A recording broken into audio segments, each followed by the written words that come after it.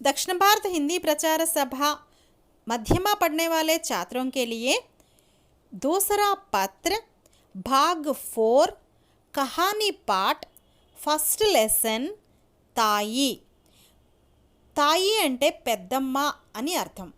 పరీక్షల దృష్ట్యా మనకు ఈ కహానీ భాగ్ నుంచి సారాంశాలు వాటితో పాటుగా ప్రశ్నలు జవాబులు మాత్రమే ఇవ్వబడతాయి. అందువలన మనం 214వ పేజీలో ఉన్నటువంటి తాయి అనే కహానీ యొక్క సారాంశము చదువుకుందాం. రామేశ్వరి మనోహర్కి తాయి హై. ఈ కథ మొత్తంలో 2 పాత్రలు ఉంటాయి. ఒకటి రామేశ్వరి, రెండవది మనోహర్.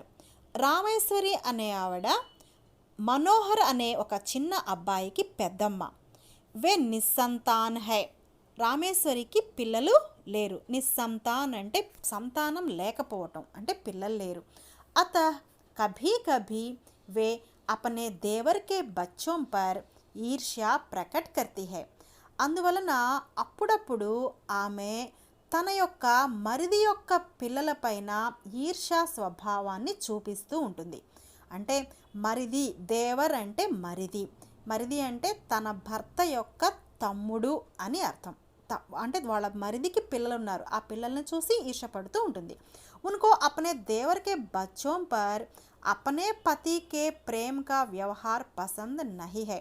కానీ రామేశ్వరి యొక్క భర్త మాత్రము తన తమ్ముడు పిల్లల్ని చక్కగా ప్రేమగా వ్యవహరిస్తూ ఉంటాడు, ప్రేమగా చూసుకుంటూ ఉంటాడు.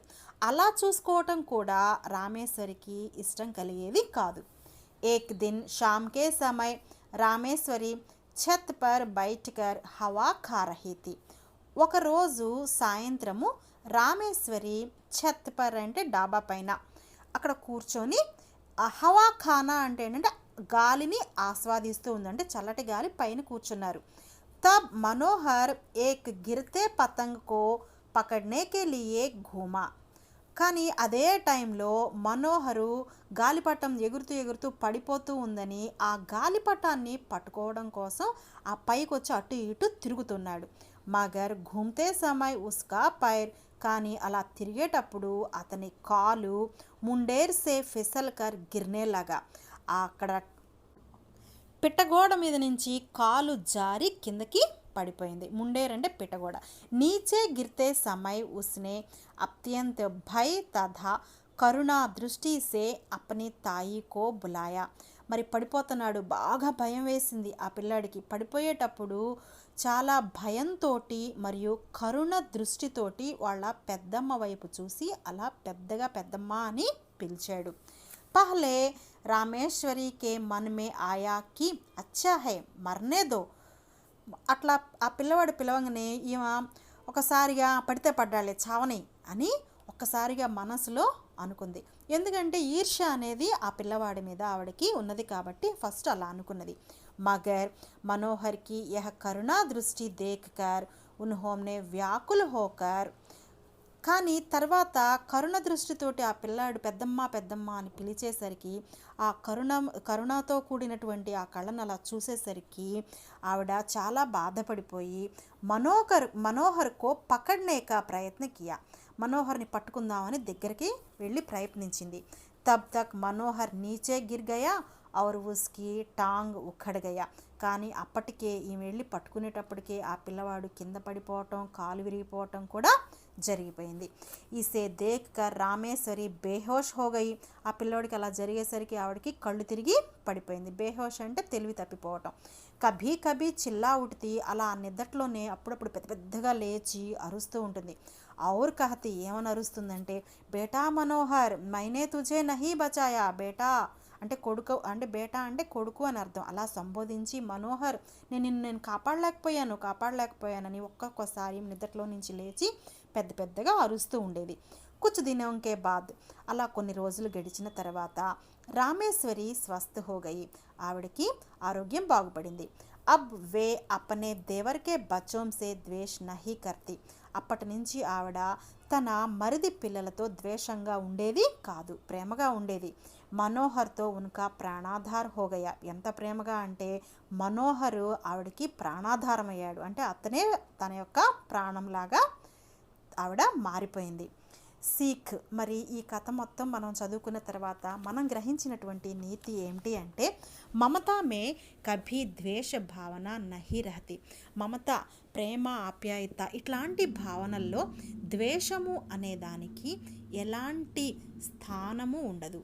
అంటే మమతానురాగాలు ఉన్న చోట ద్వేషం అనేది ఇంకా ఉండదు. మరి ఈ పాఠానికి సంబంధించి 5 ప్రశ్నలు ఇచ్చారు. వాటిని 212వ పేజీలో ప్రశ్నలు జవాబులు చూద్దాం. తాయి కహానీకే కహానీకార్ కౌన్ హై. తాయి అనే కథ అంటే కహానీకార్ అంటే కథ రచించింది ఎవరు అని అడుగుతున్నారు. తాయి కహానీకే కహానీకార్ శ్రీ విశ్వంభర్ శర్మ కౌశిక్ హై. ఆ కథను రచించినటువంటి వారు విశ్వంభర్ శర్మ కౌశిక్ గారు. రెండవ ప్రశ్న, తాయి కౌన్ థీ ఔర్ ఉన్కా నామ్ క్యా థా. తాయి ఎవరు, ఆవిడ యొక్క పేరు ఏమిటి? తాయి బాపు రామ్జీదాస్ కి పత్ని థీ ఔర్ ఉన్కా నామ్ రామేశ్వరి థా. తాయి అనే ఆవిడ అంటే పెద్దమ్మ ఎవరు అంటే రామ్జీదాస్ యొక్క భార్య మరియు ఆవిడ పేరు రామేశ్వరి. మూడవ ప్రశ్న, రామ్జీదాస్ ఔర్ కృష్ణదాస్ కౌన్ థే. రామ్జీదాస్, కృష్ణదాస్ వీళ్ళిద్దరు ఎవరు అంటే కథలో వీళ్ళిద్దరు ఎవరు అని అడుగుతున్నారు. రామ్జీదాస్ ఔర్ కృష్ణదాస్ భాయి భాయితే, వీళ్ళిద్దరూ అన్నదమ్ములు. నాలుగవ ప్రశ్న, తాయి మనోహర్ సే క్యోం ఘృణా కర్తీ థీ. తాయి మనోహర్ అంటే ఎందుకు ఇష్టం లేకుండా ఉండేది? జవాబు, నిస్సంతాన్ హోనేకే కారణ్ తాయి మనోహర్ సే ఘృణా కర్తీ థీ.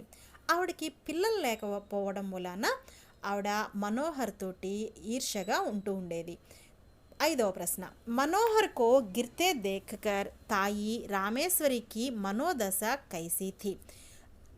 ఈ మనోహర్ అనే అబ్బాయి కింద పడిపోవటం చూసి ఈ పెద్దమ్మ రామేశ్వరి యొక్క మానసిక స్థితి ఏ విధంగా ఉంది?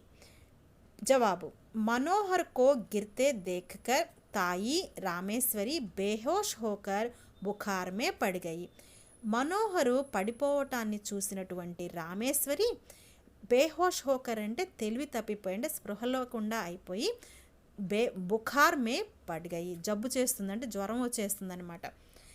ఈ 5 ప్రశ్నలు సారాంశము చదువుకుంటే కహానీ పాఠము దీనికి సంబంధించి పూర్తయినట్లు అవుతుంది.